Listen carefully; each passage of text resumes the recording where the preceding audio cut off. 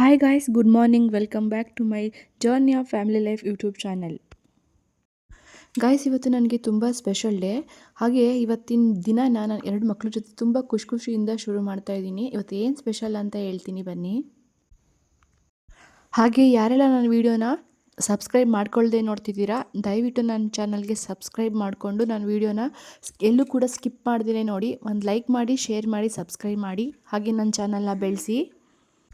ಬನ್ನಿ, ಇವತ್ತು ತುಂಬ ಚಿಕ್ಕದಾಗಿ ಹೇಳ್ತೀನಿ ಇವತ್ತಿನ ದಿನ ಎಲ್ಲ ಹೇಗೆ ಖುಷಿಯಿಂದ ಕಳೆದ್ವಿ ಅಂತ. ದಯವಿಟ್ಟು ಯಾರು ಸ್ಕಿಪ್ ಮಾಡ್ತೀನಿ ನನ್ನ ವೀಡಿಯೋನ ನೋಡಿ. ಸೊ ಗಾಯ್ಸ್, ಇವತ್ತು ನನಗೆ ತುಂಬ ಸ್ಪೆಷಲ್ ಡೇ ಅಂತ ಹೇಳಿದ್ನಲ್ವಾ, ಹಾಗಾಗಿ ಬೇಗ ಕೆಲಸ ಮುಗಿಸ್ಕೊತಾ ಇದ್ದೀನಿ. ಹಾಗೆ ನಮ್ಮ ಮನೆ ಮುಂದೆ ಒಂದು ಚಿಕ್ಕದಾಗಿ ಪುಟ್ಟದಾಗಿ ತುಂಬ ಚೆನ್ನಾಗಿರೋದೊಂದು ರಂಗೋಲಿಯನ್ನು ಹಾಕಿ ನನ್ನ ಡೇನ ಸ್ಟಾರ್ಟ್ ಮಾಡ್ತಿದ್ದೀನಿ. ಯಾರಿಗೆಲ್ಲ ನನ್ನ ರಂಗೋಲಿ ಇಷ್ಟ ಆಯಿತು ಅಂತ ಕಮೆಂಟ್ ಮಾಡಿ. ಹಾಗೆ ಇವತ್ತು ಸ್ವಲ್ಪ ಹೊರಗಡೆ ಹೋಗೋದಿದೆ. ಹೊರಗಡೆ ಏನಕ್ಕೆ ಹೋಗ್ತಿದ್ದೀವಿ ಅಂತ ಮುಂದೆ ಹೇಳ್ತೀನಿ. ಅದಕ್ಕೂ ಮುಂಚೆ ಇವತ್ತು ಬ್ರೇಕ್ಫಾಸ್ಟ್ಗೆ ರಾಗಿ ಇಡ್ಲಿ ಮಾಡ್ತಾಯಿದ್ದೀನಿ. ಅದನ್ನು ಹೇಗೆ ಮಾಡೋದು ಅಂತ ಹೇಳ್ತೀನಿ. ಬಟ್ ರಾಗಿ ಇಡ್ಲಿ ಅಕ್ಕಿ ಇಡ್ಲಿಗಿಂತಲೂ ತುಂಬ ಚೆನ್ನಾಗಿರುತ್ತೆ. ಯಾರೆಲ್ಲ ಒನ್ ಟೈಮ್ ಮಾಡಿ ನೋಡ್ತೀರಾ, ಅಕ್ಕಿ ಇಡ್ಲಿ ಬಿಟ್ಬಿಟ್ಟು ರಾಗಿ ಇಡ್ಲಿಗೆ ಶಿಫ್ಟ್ ಆಗಿಬಿಡ್ತೀರಾ, ಅದಕ್ಕೆ ಫ್ಯಾನ್ ಆಗ್ತೀರಾ. ಅದಂತೂ ನಿಜ. ನನಗಂತೂ ಪರ್ಸ್ನಲಿ ತುಂಬ ಇಷ್ಟ ಆಯಿತು ರಾಗಿ ಇಡ್ಲಿ. ಹಾಗೆ ರಾಗಿಯಿಂದ ತುಂಬಾ ಹೆಲ್ತ್ ಬೆನಿಫಿಟ್ಸ್ ಇರೋದ್ರಿಂದ ಯಾವುದಾದ್ರೂ ಒಂದು ರೀತಿಯಲ್ಲಿ ನಮ್ಮ ದೇಹಕ್ಕೆ ರಾಗಿಯಿಂದ ಮಾಡಿರೋ ಅಂಥ ಆಹಾರವನ್ನು ಸೇವಿಸ್ತಾ ಇರಬೇಕು. ಹಾಗೆ ನಾನಿವತ್ತು ಇಡ್ಲಿ ಮಾಡ್ತಾಯಿದ್ದೀನಿ. ಹೇಗೆ ಮಾಡೋದು ಅಂತ ಅಂದರೆ,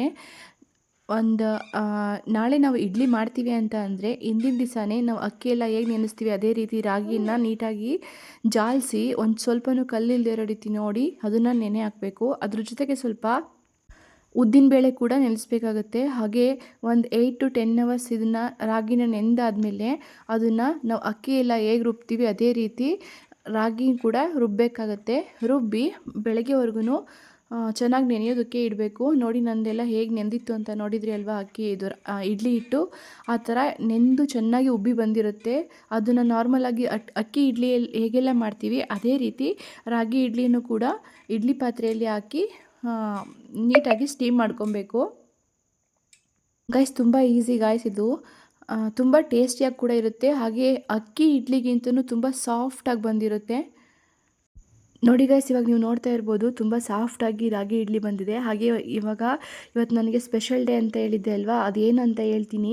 ಹಾಗೆ ಹೊರಗಡೆ ಹೋಗೋದಿತ್ತು ಅಂತ ಹೇಳಿದ್ನಲ್ವಾ, ಅದು ಎಲ್ಲಿಗೆ ಹೋಗ್ತಿದ್ದೀವಿ ಅಂತಲೂ ಕೂಡ ಹೇಳ್ತೀವಿ. ಇವತ್ತು ನನ್ನ ಮಗನಿಗೆ ಗಿಫ್ಟ್ ಕೊಡಿಸ್ಬೇಕು ಅಂತ ಅಂದ್ಕೊಂಡಿದ್ದೀವಿ. ಹಾಗಾಗಿ ಏನಾದರೂ ತರಬೇಕು ಅಂತ ಡಿಸೈಡ್ ಮಾಡಿಕೊಂಡು ಹೊರಟಿದ್ದೀವಿ. ಅದು ಗಿಫ್ಟ್ ಏನಕ್ಕೆ ಅಂತ ಅಂದರೆ, ಇವತ್ತು ನನ್ನ ಮಗನ ಬರ್ಡೇ ಇದೆ. ಹಾಗಾಗಿ ನನ್ನ ಮಗನ ಬರ್ಡೇಗೆ ಏನಾದರೂ ಗಿಫ್ಟ್ ಕೊಡಿಸ್ಬೇಕು ಅಂತ ಪ್ಲ್ಯಾನ್ ಮಾಡ್ಕೊಂಡು ಹೊರಟಿದ್ದೀವಿ. ಹಾಗೆ ಮಧ್ಯಾಹ್ನ ಊಟ ಮಾಡ್ಕೊಂಡು ಹೋಗೋಣ ಅಂತ ಹೇಳ್ಬಿಟ್ಟು ರೈಸ್ ಎಲ್ಲ ಮಾಡಿಕೊಂಡು ಊಟ ಮುಗಿಸಿ ನನ್ನ ಮಗ ಸ್ಕೂಲ್ಗೆ ಹೋಗಿದ್ದ ಅಲ್ವಾ, ನನ್ನ ಮಗ ಸ್ಕೂಲಿಂದ ಬರೋ ಅಷ್ಟರಲ್ಲಿ ಮಾರ್ಕೆಟ್ಗೆ ಹೋಗ್ಬಿಟ್ಟು ಏನಾದರೂ ತರೋಣ ಅಂತ ಹೊರಡ್ತಾ ಇದ್ದೀವಿ. ಹಾಗೆ ಗಾಯ್ಸ್, ಏನಾದರೂ ಸೆಲೆಬ್ರೇಷನ್ ಮಾಡ್ಕೊಳ್ಳೋಕ್ಕೆ ಚಿಕ್ಕ ಮಕ್ಕಳಲ್ಲಿರೋ ಅಂಥ ಖುಷಿ ದೊಡ್ಡವ್ರು ಆಯ್ತಾ ಬೆಳೀತಾ ಬರೋದಿಲ್ಲ. ಯಾಕಂತ ಅಂದರೆ, ನಾವು ಕೂಡ ಚಿಕ್ಕ ಮಕ್ಕಳಲ್ಲಿ ಯಾವುದಾದ್ರೂ ಸೆಲೆಬ್ರೇಷನ್ ಆಗಿರ್ಬೋದು, ಹಬ್ಬಗಳಾಗಿರ್ಬೋದು, ಹೊಸ ಬಟ್ಟೆಗಳಾಗಿರ್ಬೋದು, ಹಾಗೆ ಬರ್ಡೇ ಸೆಲೆಬ್ರೇಷನ್ಗಳಾಗಿರ್ಬೋದು, ಗಿಫ್ಟ್ಗಳಾಗಿರ್ಬೋದು, ಇದಕ್ಕೆಲ್ಲ ನಾವು ವೆಯ್ಟ್ ಮಾಡ್ತಾಯಿದ್ವಿ. ಅದೊಂಥರ ಚೆನ್ನಾಗಿತ್ತು ಕಾಲ. ಹಾಗೆ ಇವಾಗ ನಮ್ಮ ಮಕ್ಕಳು ಕೂಡ ನಾವು ಚಿಕ್ಕ ಮಕ್ಕಳಿರೋ ಅಂಥ ಜಾಗದಲ್ಲಿ ಈಗ ನಮ್ಮ ಮಕ್ಕಳಿದ್ದಾರೆ. ಅವ್ರಿಗೆ ಇವಾಗ ನಾವು ಚಿಕ್ಕ ಮಕ್ಕಳಲ್ಲಿ ಖುಷಿ ಪಡ್ತಿರೋ ಅಂಥ ನಮ್ಮ ಖುಷಿನ ನಮ್ಮ ಮಕ್ಕಳಲ್ಲಿ ನೋಡ್ತಾ ಇದ್ದೀವಿ. ಸೊ ಗಾಯ್ಸ್, ಈಗ ನಾನು ಹೊರಟಿದ್ದಾಯಿತು. ಇವಾಗ ನಾನು ಮತ್ತು ನಮ್ಮ ಮನೆಯವರು ಹೋಗಿ ಏನಾದರೂ ತೊಗೊಂಡು ಬರ್ತೀವಿ. ನಾವು ಹೊರಟಿದ್ದ ಮಧ್ಯಾಹ್ನ ಸ್ವಲ್ಪ ಲೇಟ್ ಆಗಿರೋದ್ರಿಂದ ನಾವು ಬರೋ ಅಷ್ಟರಲ್ಲಿ ನನ್ನ ಮಗ ಬರೋ ಟೈಮ್ ಆಗೋಗಿತ್ತು. ಆದರೂ ಅಷ್ಟರಲ್ಲಿ ಸ್ವಲ್ಪ ಬೇಗ ಬಂದು ನಾವು ಅವ್ರಿಗೆ ತಂದಿರೋ ಅಂಥ ಸೈಕಲ್ನ ಬಚ್ಚಿಕ್ಕಿದ್ವಿ ಸ್ಕ್ರೀನಿಂದೆ.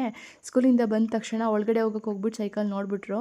ತುಂಬ ಖುಷಿಪಟ್ಟರು. ಆ್ಯಕ್ಚುಲಿ ಇವ್ರ ಹತ್ರ ಒಂದು ಚಿಕ್ಕ ಸೈಕಲ್ ಇತ್ತು. ಅದು ತುಂಬ ಚಿಕ್ಕ ಪಾಪನಲ್ಲಿ ತಗೊಟ್ಟಿದ್ದ ಸೈಕಲ್ಲು. ಅದು ಸ್ವಲ್ಪ ಇವಾಗೆಲ್ಲ ಮುರಿದು ಹಾಳಾಗಿತ್ತು. ಹಾಗಾಗಿ ಸೈಕಲ್ ಇರಲಿಲ್ಲ ಇವ್ರ ಹತ್ರ.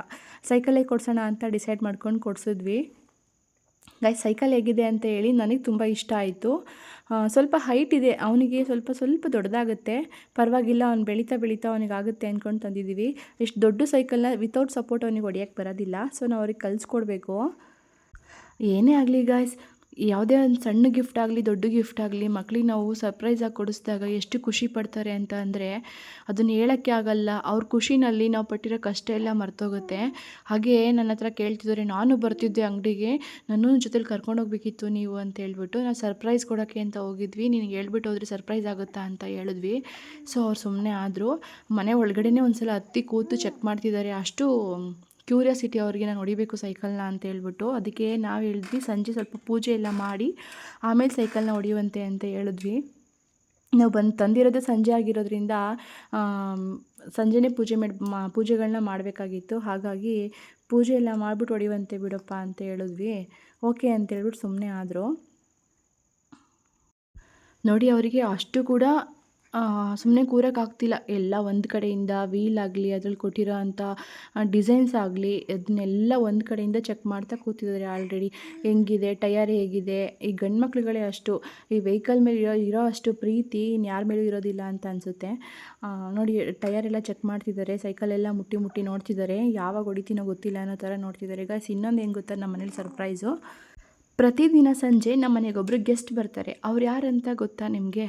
ಇಲ್ಲಿ ಬರ್ತಾರೆ ನೋಡಿ. ಇವಾಗ ಪ್ರತಿದಿನ ಸಂಜೆ ಬರ್ತಾರೆ, ಮತ್ತೆ ಬೆಳಗ್ಗೆ ಹೋಗ್ತಾರೆ, ಪ್ರತಿದಿನ ಬರ್ತಾರೆ. ಹಾಗೆ ಸಂಜೆ ಆಯಿತು, ಸೈಕಲೆಲ್ಲ ಪೂಜೆ ಮಾಡೋಣ ಅಂತ ಆಚೆ ತಂದು ನಿಲ್ಲಿಸ್ಕೊಂಡು ಪೂಜೆ ಎಲ್ಲ ಮಾಡ್ತಿದ್ದಾರೆ. ನನ್ನ ಮಗ ಕೂಡ ಕಡ್ಡಿ ಹಚ್ಚಿ ಬೆಳಗ್ತಿದ್ದಾರೆ. ಈಗ ನೆಕ್ಸ್ಟು ಕೇಕೆಲ್ಲ ಕಟ್ ಮಾಡಿ ಊಟ ಮಾಡಿ ಮಲ್ಕೋತೀವಿ ಗೈಸ್. ಇಷ್ಟೇ ಇವತ್ತಿನ ವಿಡಿಯೋ. ಯಾರಿಗೆಲ್ಲ ಇಷ್ಟ ಆಯಿತು ದಯವಿಟ್ಟು ನನ್ನ ಚಾನಲ್ನ ಸಬ್ಸ್ಕ್ರೈಬ್ ಮಾಡ್ಕೊಂಡು ನೋಡಿ. Thank you all. Bye bye.